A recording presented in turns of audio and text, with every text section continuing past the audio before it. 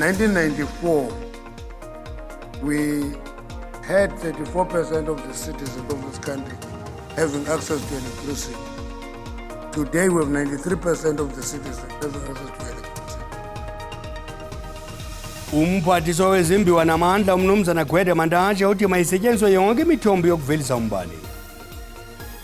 One of them, the chubby one, he liked walking and just taking walks and passing by my house, and my daughter would be like, "Hello, auntie." Kuza kuqalwa inkqubo yokubazisa kweli abarhanelwa ababini ababanjwe eSwatini nabatyholwa ngokubulala imvume engusaziwayo uCanon Forbes nowaziwa njengo-AKA. Uswelekile uSimphiwe Mkhonza nowayesakuba ngumdlali wangasemva weqela leBafana Bafana nele-Kaizer Chiefs.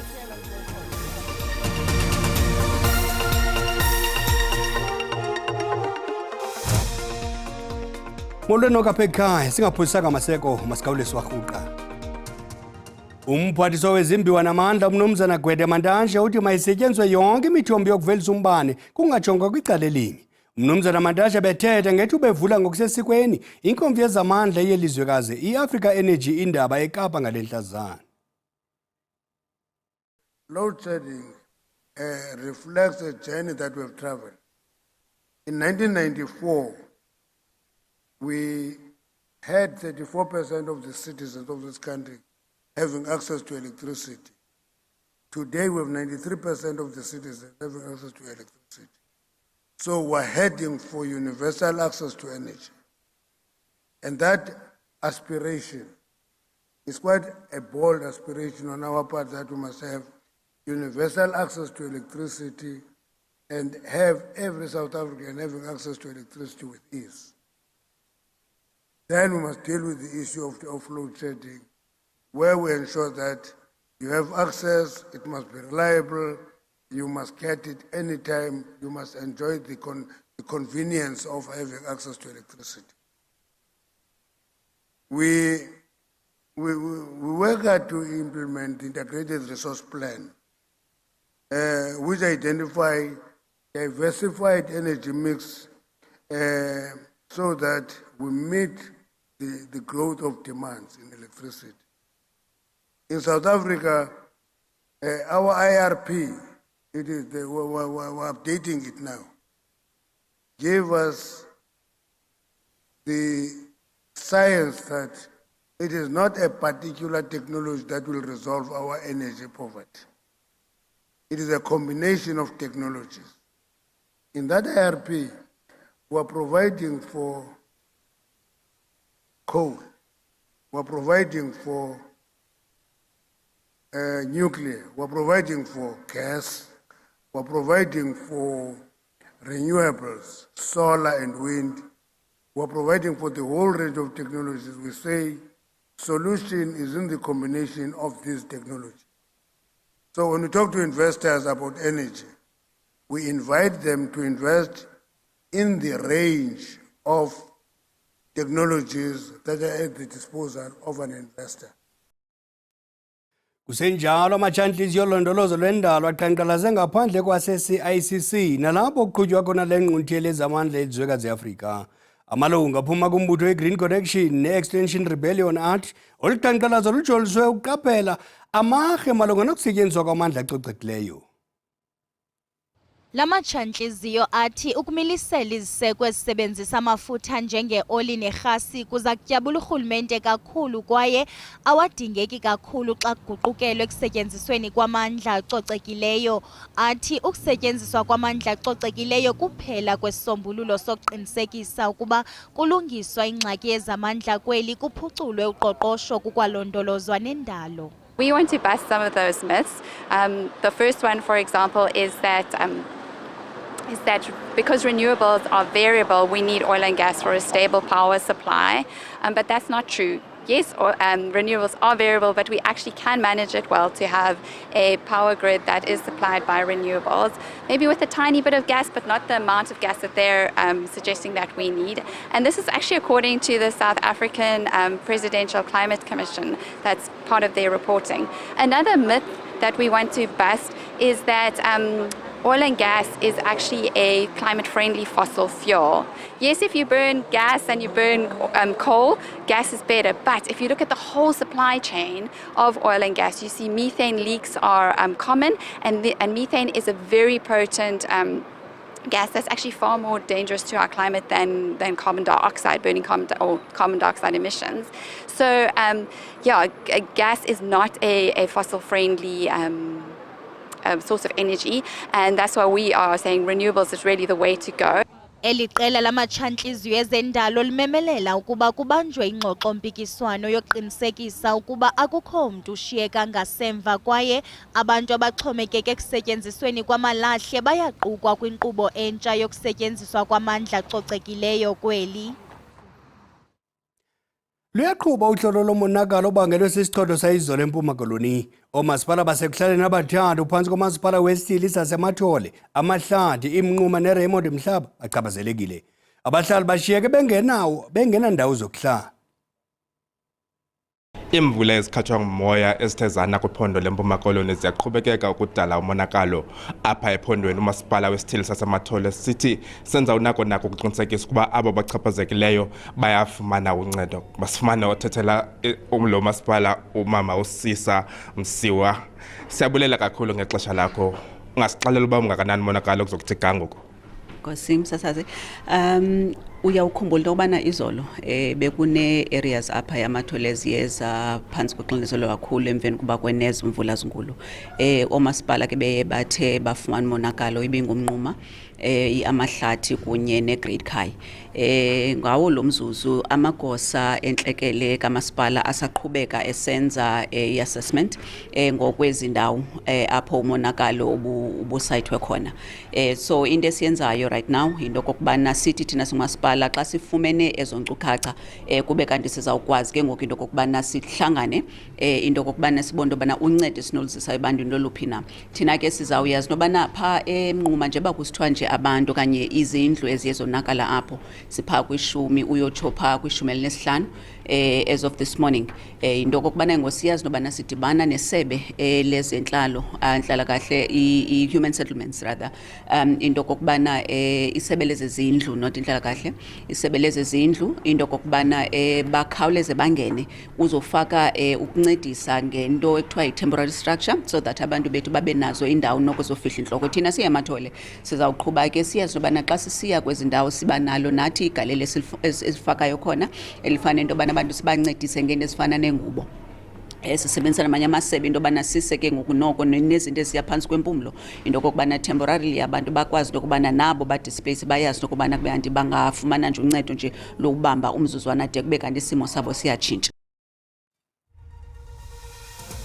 Kwalapha ezindabeni, iofisi yomkhuseli woluntu nebityelela isibhedlele iDoranginze eGqeberha engaphungisanga ifikele kwimeko engekho ntle kwesi sibhedlele, kodwa masithume umntwana evenkileni kuqala. Usabukela Iindaba ngolwimi lukaphalo ziza ngqo kunqa phambili jikelele SABC 1 kwikomkhulu SABC eRhawutini. Uyakwazi ukuzibukela kwakhona ezi ndaba kwijelo leYouTube ngokuthi SABC Iindaba zesiXhosa. Sikwacela ukuba xa ubukele ucofe ulike ze usubscribe xa ungekenzi njalo. Masiphinde silume kwinqaku lethu elitshotshe entlanga lemva kwemini.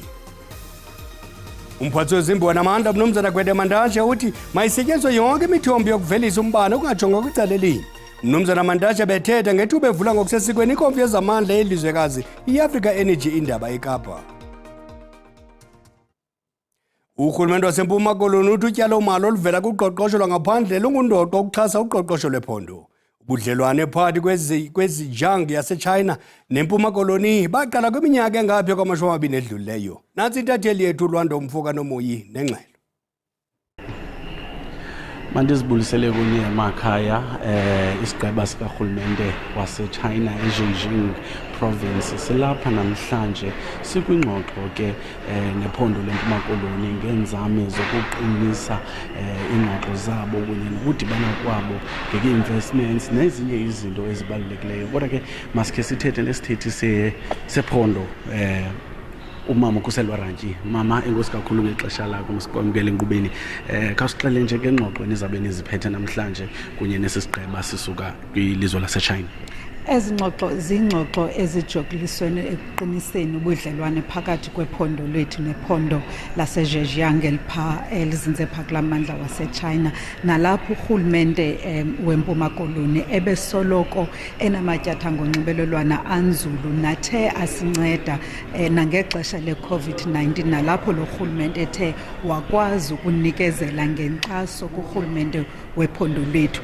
Kwakhona besisoloko sisebenzisana kakhulu nabo kwimiba ye-science and technology nakwimiba yokuqinisekisa into okokubana ulutsha lwethu lalapha empuma koloni liyafumana amathuba okufunda kwela lizwekazi laseChina, ingakumbi pha eZhejiang.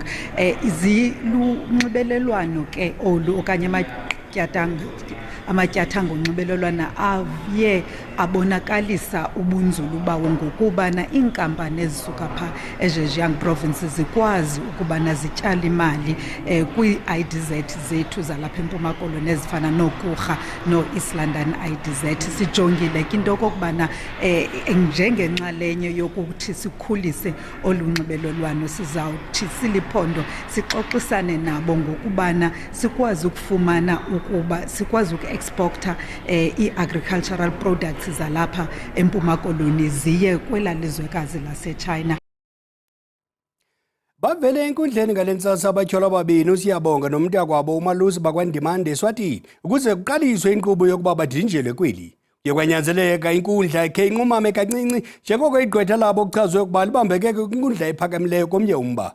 Ukanti abamelwane babatyholwa kwilokishi yaseGobholo eMbabane eSwatini bavakalise umothuko besakufumanisa ukuba esi sibini sityhola ngokugebenga irepa uKenan Forbes owaziwa ngelika aka nomhlobo wakhe uTebelo Tips Mutswane. Esi sibini sakwaNdimande sihleli kule lokishi isithuba esingangenyanga ezinhlanu. Abahlali bathi kwezinyanga bahlelisene ngoxolo nesisibini bathi bafudukela kwenye indawo ngo-Oktoba. Esi sibini sazazisa njengabanakwe bakwankosi kubahlali kwaye omnye ebekwinkqubo yentwaso eza kuba ligqirha. I didn't believe it. I actually told my partner that no, these are not our neighbors. It's just some other people, up until I saw a very clearer picture. It was so shocking. I'm still shocked even today, you know. I still can't believe it. You would expect a killer to be aggressive, to be all bad, but these ones were very nice people. They were not people who woke up early and then they will just sit outside and then they'll start crying, which is something that they did almost every day, the crying part, and then they'll start playing maskand, and then one of them, the chubby one, he liked walking and just taking walks and passing by my house, and my daughter would be like, hello uncle. Bambi ke abakakholelwa kuba abanye babarhanelwa bebehlala nabo. I heard the story of AKA being shot in South Africa. You know, it came and it went again, it disappeared. Now that I've heard that the people or the perpetrators or the murderers or the killers were arrested in Eswatini. I live in Eswatini, so I have seen them that they are in court now, going for a trial or whatever that is happening. Ukanti namhlanje lityeli lesibini esisibini sithi muku phambi kwenkundla u-AKA kungenjalo Supermega wayengeyontandane nje kuphela kweli loMzantsi Afrika kodwa nangaphaya kwemida yeli. Ulahlile njengelungu le-African National Congress uGqirha Kgotsile Hlapi. Kwincwadi ebhalele unobhala wesebe lakhe ngomhla wokuqala kule nyanga, uGqirha Hlapi uthe yaqhawuka imbeleko nalo mbutho wakusilwela inkululeko ngoko nangoko. Le nkokeli kwezonyango nogqirha ophuma izandla yakhe yangumongameli we-Health Professions Council of South Africa, umseki we-Africa Medical Association nosihlalo wombutho wogqirha i-South African Medical Association. Akazidizanga izizathu zakhe zokukhalala ushiye umbutho wesizwe. I-ofisi yomkhuseli woluntu ityelele izibhedlele iDoranginze Gqeberha ingabhungisanga. Ezi zibhedlele beziphandwa ngomkhuseli woluntu emva kwezikhalazo kuquka nemeko yobugqwayi bamaso nokusilela ukunikezela ngeenkonzo phakathi kwezinye izinto. Olu tyelelo lungabhengezwanga lukwajolisa ekuhloleni umgama osele uhanjiwe ukuphumeza iziphakamiso zomkhuseli woluntu kwesi sibhedlele. Uphando olucwangcisiweyo malunga nokuhanjiswa kwenkonzo liyaqhuba. I-ofisi yomkhuseli woluntu ijikeleze izibhedlele ijonga ukuphunyezwa kwesicwangciso sokulungisa. Kuhlolwe iwadi yokubelekisa, icala labantu abonzakeleyo kunye neenkonzo zokuhlanjwa kwezinto ezimdaka. Imeko isemaxongo. Siqalile uphenyo kulo nyaka ophelileyo emveni kokuba siye safumana isikhalazo from umphakathi ukuba iinkonzo zihambi kakuhle kule ndawo. So what we've also found kuba nyani istate sinjalo and kungale ndlela ii-investigators ebezifike izinto zingahambi kakuhle ngayo kwakulo nyaka ophelileyo. Sisafumanisa uba imashini ebezingekho ngalo xesha azikabikho nangoku. Kuphele unyaka ezinye izinto kuthiwa zithengiwe kodwa azikafiki. Zisashota neebhedi, ii-patients eziza apha kwesi sibhedlela kwamanye amaxesha iinesi are reporting bana kufuneka balele phantsi. Ukunqongophala kwabasebenzi ngeyona ngxaki phambili kwesi sibhedlele.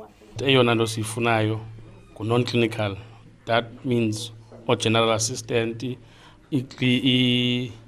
your technicians, need clerks, we need more people on the ground. Umkhuseli woluntu uthi lufuneka ngokumandla ungenelelo kuzo zonke izibhedlele zikarhulumente weli. We are in the Human Rights Month, and healthcare and the right to life is actually a constitutional imperative, and those need to be fulfilled. I-ofisi yomkhuseli woluntu iza kuhlanganisana norhulumente wephondo laseMpuma Koloni ngolwesithathu ngomso. Ngoku masiqaphule izimvo zababukeli kwikhasi lethu leWhatsApp. Eyona nto ezingenayo thina apha yindlela ebheka esibhedlele eTafalofefe. Kwasoloko ibalo ba emalini ikhona kodwa ide yenziwe indlela eTafalofefe. Indlela ezikolweni asinayo, asinayo even ikliniki, siklinika kwikliniki ezikude. Urhulumente noko kome ngenyawo akusuku national aze ngokwakhe abazojonga lenziwa kulo masipala. Hayi ihlazo endaweni zemtholampilo. Uthithi uyafika nje unganakwa umuntu noma kuthiwa umuntu ugula kanjani anganakwa nje. Emveni kwaloko baveze batshela ukuthi buya kusasa. Akukho nje ukuthi ke bezolana nomuntu ukuthi hayi lo muntu uyagula. Kulendi kuyo mna indawo apha eKSD eMqanduli kuward 21 eNzwakazi. Apha asina klinika, asina sibhedlela. Uthi umuntu segula kumele aspende imali eninzi ahamba eklinika okanye kwisibhedlela esikude etown. Abantu abasebenza khona bakhathala bayakwazi ukushiya abantu behleli bahambe babheke lunchini bengakhange babancede abantu. Mandivumelane nalo mbono msasazi ebunene kunjani. Iziseko zezempilo kweli noba sikwaze bungathini tutu. Kodwa nathi make sizijonge ukuba senza kakuhle.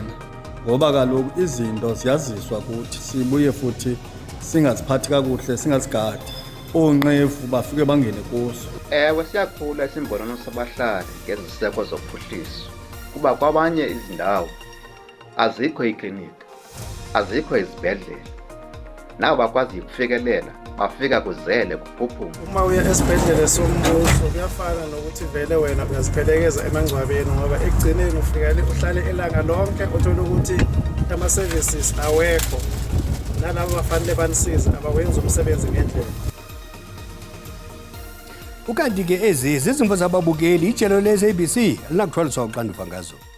Ngoku masithi tsixada ngapha kwemidiya yeli siphakule kumagqabantshintshi ezithe zaqaqamba kwihlabathi.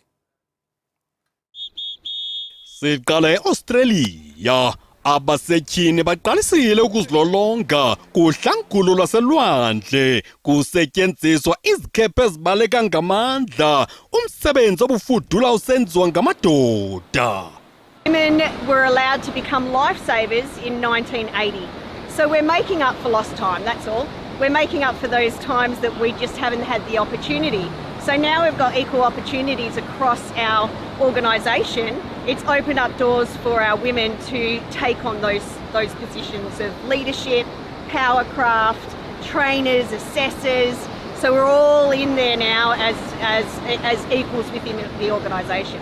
Waqu kwisiqithi saseHaiti, abahlali baseMiami bayankwantya loyiko lobundlobongela namaqela emigewu. Umhlaba uhlangene uqikelela kumakhulu amathathu amawaka 300,000 abantu abaxole kumakhaya abo ngenxa yesisihlava. I'm just leaving because the situation is very, very bad. I just come to USA because in 2021 the gang go and chat me. Qakatha elele eChina. Abathunywa baqalile ukugaleleka kwiholokazi enkulu yaseBeijing ngaphambi kwenhlanganiso yeParlamente yaseChina nebanjwa minyaka le xa siqwela ingqokoqo. Inkundla ephakamileyo yaseMelika igwebe ngecala likaDonald Trump okukuza kuba likhubalo kule ndedeba eziqatsela ukuphinda iphathe ilizwe laseMelika kwakhona. Qongqololo. Sibuyele ekhaya. Ukusilela kwezindlu kusengumngeni omandla kwintsapho ezininzi eMpuma Koloni. Amakhaya nabantwana angenabazali, abantu abadala nabakhubazekileyo ngabanye babantu ekusenzima ukufumana izindlu. Ikhaya laseXhosa elibode lelinye lalo makhaya. Umama nabantwana bakhe abathathu baphila kwiimeko ezimbi behlala phantsi kophahla lwegumbi elinye lodaka. Abantwana abanaziqinisekiso zokuzalwa njengoko unina esandla kusifumana isazisi. Umama osentlungwini engazi nokuba abantwana baza kulala betye ntoni. Le ndlu ke likhaya behlala kulo uAnamconjwa kule minyaka engama-30 igqithileyo. Yena nonina zange bazifumane iinkonzo ezingundoqo kuba bebengenazo iincwadi zezazisi. Nabantwana abathathu endihlala nabo apha endlini kunzima ukuthi ndibenzele iibhethi, so andikabarholeli igranti. Akho mali endiyifumanayo. Ndiphila ngokwenza iijobs zewashing emizini. Ndihlala nabantwana kuphela apha ekhaya, akusekho bazali. Uconjwa usebenzisa amaqonga onxibelelwano ukucela ukutya nempahla yakhe neyabantwana. Owona mnqweno wakhe ngoku kukuba afumane indlu endilisekileyo neepasile zokutya kurhulumente. Kabuhlungu kakhulu. Andikwazi nolala ebusuku koze ndihlala ndicinga ukuthi koze ibe njani ze ndiphumelele. Ndize ndisuke kuyo yonke le ntlupheko, andazi ukuthi kumele ndenze kanjani kuba andinayo nemali engenayo endingathi ndizoziqalela ibhizinesi encinci. Abasemagunyeni ekuhlaleni banolwazi ngemeko yeli khaya. Besinomnceda sesibabe benayo i-ID because sinezindlu eziyi-60 ebesizinikwa apha ku-2020. So bequalifya yena because she's destitute, the amount destitute work was very bad. Lwamkelekile uncedo luvela kumsamari olungileyo. Kwiindaba ze-SABC ndingufundiswa Mhlekude eXhosa elibode.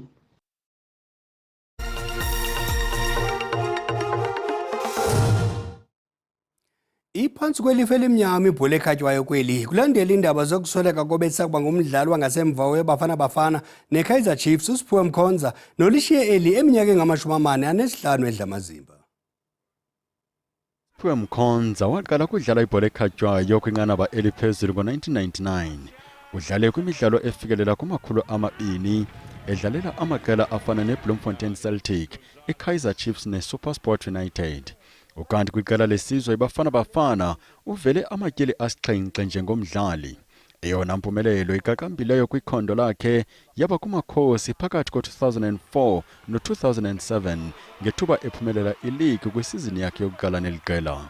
Kulapho wakhwetywa kokuqala kwiqela lesizwe. Ubekhe wangumhlalutyi webhola ekhatywayo ku-SABC ngo-2013. Ngenxa yokonganyelwa yingulo ukhe wathi sithe akabonakala emoyeni kwezinyanga zimbalwa zidlulileyo de kwavakala ezi zokulishiya kwakhe elilimagada ahlabayo. Yanga angaphumla ngoxolo. Umbeko mntu uyawucima umlilo sihlangabezene siziphaka ngesithebe esikhulu ngentsimbi yesixhenxe ngorhatya. Makube chusi bele.